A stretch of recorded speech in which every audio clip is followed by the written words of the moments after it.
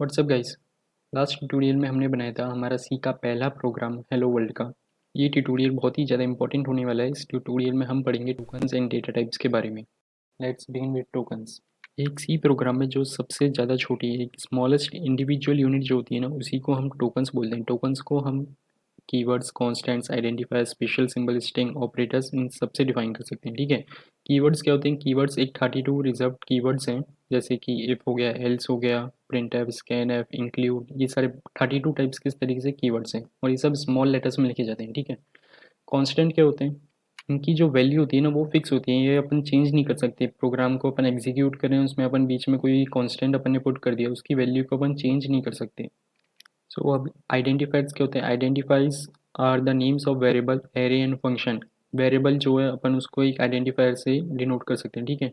जैसे कि वेरिएबल है कोई एक्स, तो वो एक आइडेंटिफायर होगा। एरे बनाया अपन ने ए ऑफ जीरो, तो वो एक आइडेंटिफायर होगा। फंक्शन बनाया, वो भी एक आइडेंटिफायर होगा। These are user defined names, यानी कि अपन डिफाइन कर रहे हैं इनके नेम्स को। ठीक है। और ये एक सीक्वेंस होता है डिजिट्स एंड लेटर का।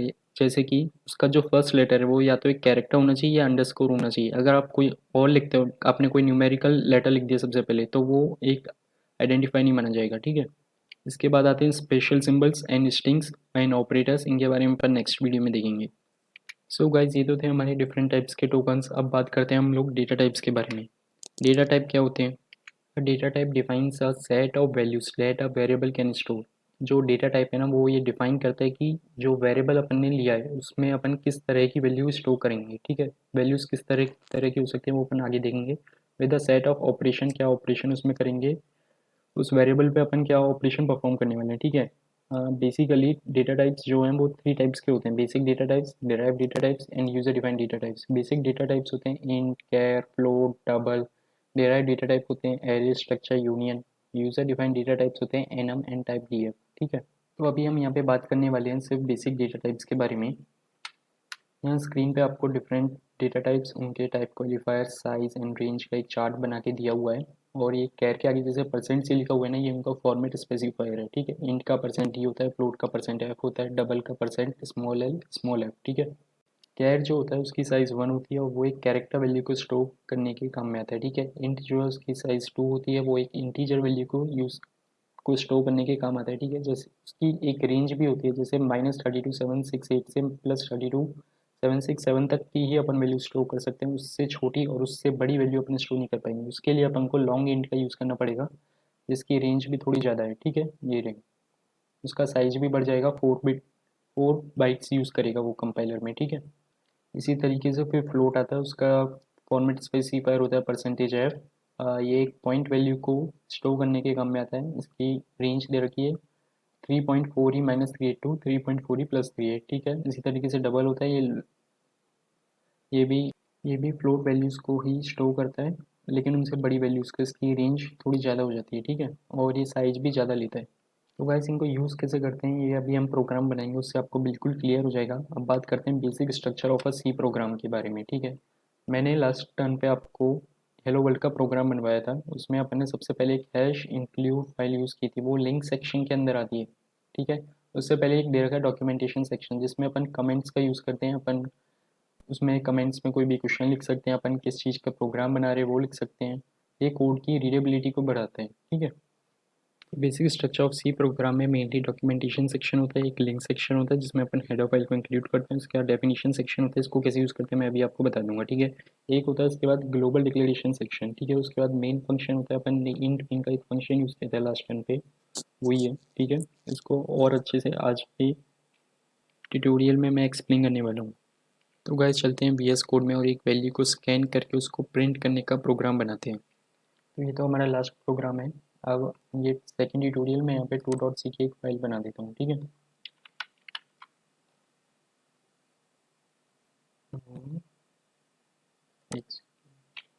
सो गाइस, हमारी 2.c की एक फाइल बन चुकी है।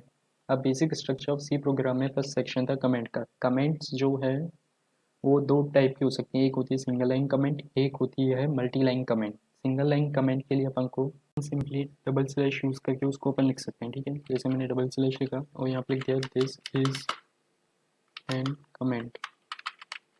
ठीक है। तो ये सिंगल लाइन कमेंट है। अगर मुझे लिखनी है मल्टी लाइन कमेंट, तो मल्टी लाइन कमेंट के लिए मैं लिखूंगा स्लैश देन स्टार उसके बाद मैं लिख दूंगा this is an multi line comment, ठीक है। मैं एक और लाइन लिख सकता हूँ यहाँ पे, दिस इज, कुछ भी लिख सकते हैं, ठीक है। और यहाँ पे मैंने लिख दिया स्टार एंड अगेन स्लैश, तो ये एक मल्टी लाइन कमेंट बन गई। इसके बाद आया था डॉक्यूमेंटेशन सेक्शन के बाद लिंक सेक्शन। तो मुझे एक हेडर फाइल ज्वाइन करनी है। एक काम करते हैं अपन, ये कमेंट की जगह यहाँ पे एक क्वेश्चन लिख देते हैं जो क्वेश्चन अपन को चाहिए। तो मैंने दो बार डबल स्लैश किया, ठीक है। Write a program to scan a number from user and print it on console screen, ठीक है। इस तरीके से हमने एक क्वेश्चन लिख दिया।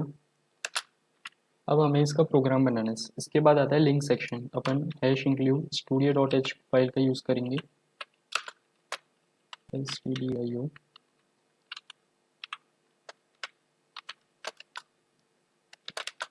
ठीक है। इसके बाद आता है मेन फंक्शन, ठीक है। एक और चीज़ थी हैश डेफिनेशन सेक्शन, उसको हम थोड़ी देर में देखेंगे। तो मैंने मेन फंक्शन का यूज़ किया, ये ब्रैकेट के अंदर जो दे रखा है उसको अपन हटा सकते हैं। तो अब मैं फर्स्ट टाइम डेटा टाइप को डिक्लेयर करने वाला हूँ और एक वेरिएबल को भी डिक्लेयर करने वाला हूँ। इंट, मैंने इंट डेटा टाइप का यूज़ किया है, ठीक है। और मैं एक वेरिएबल ले लेता हूँ, लेट्स से एक्स, और यहाँ पे एक सेमीकोलन लगा दिया, ठीक है। अब एक्स एक वेरिएबल है, मैं यहाँ पे प्रिंट फंक्शन का यूज़ करूँगा, प्रिंट एंटर अ नंबर, ठीक है। इसके बाद यहाँ पे सेमीकोलन। अब इसको एक बार रन करके देखते हैं क्या आता है स्क्रीन पर।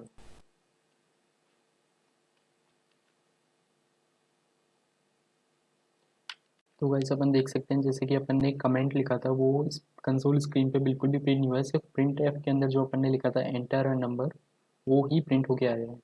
तो अब मैं चाहता हूँ कि यूज़र एक वैल्यू पुट करे एंटर अ नंबर के आगे जो कि स्कैन हो जाए। तो उसके लिए मैं यूज़ करने वाला हूँ स्कैन फंक्शन का, ठीक है।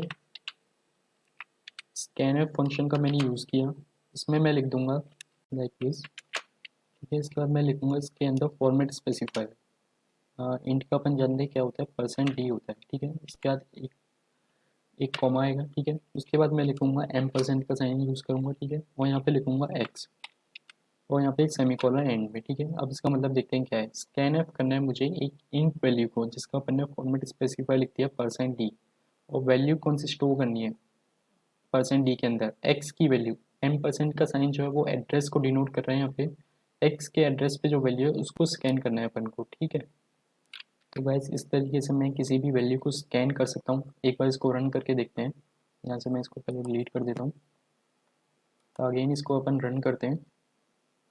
तो गाइस ये रन हो रहा है, तो ये अब रन होके आ गया है। अब मैं यहाँ पे एंटर ए नंबर के आगे कोई नंबर पुट कर सकता हूँ, ठीक है। लाइक 34 पुट किया मैंने, लेकिन इसके आगे कुछ नहीं होगा क्योंकि अपन ने इसको प्रिंट नहीं कराया दोबारा।